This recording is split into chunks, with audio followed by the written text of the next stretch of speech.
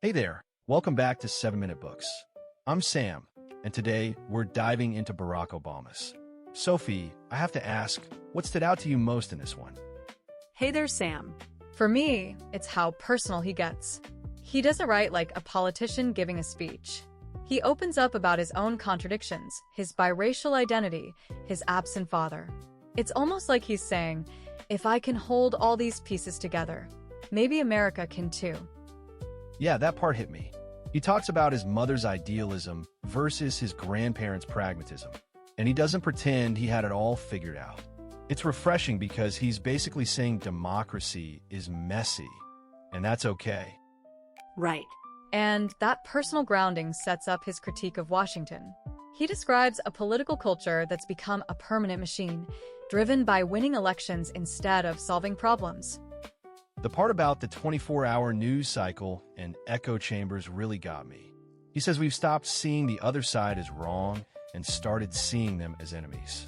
That's the root of the paralysis. Exactly. And he doesn't just blame politicians.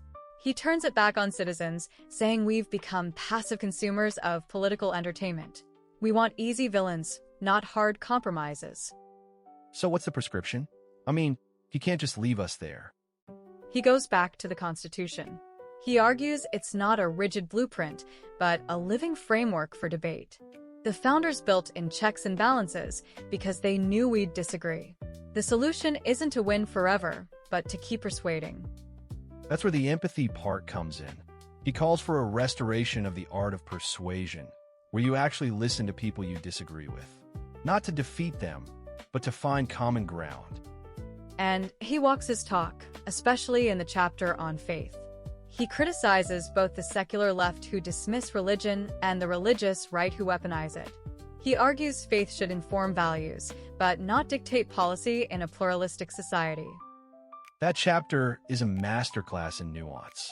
He talks about his own Christian faith as a journey from skepticism to community, and he challenges both sides to drop their caricatures.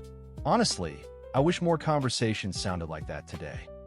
And he does the same with race. He writes poignantly about the racial stalemate, where both whites and blacks feel aggrieved. He asks everyone to acknowledge historical wounds, but also take responsibility for the future. He says colorblindness isn't the goal. Instead, it's about building a multiracial democracy where different heritages are celebrated within a shared American creed. That's a much richer vision. Right. And then there's the economic chapter. He rejects both unregulated capitalism and top-down socialism. He says the market is great at creating wealth but amoral when it comes to fairness. So government needs to step in for a safety net and public investment. He's really concerned about the erosion of the middle class and that sense of insecurity. But he doesn't offer simple populist fixes. He says the true measure of an economy is the dignity it gives its citizens. And finally, foreign policy. He critiques the unilateralism of the early 2000s and argues for a humble, idealistic approach. America's power isn't just military, it's the power of its ideals.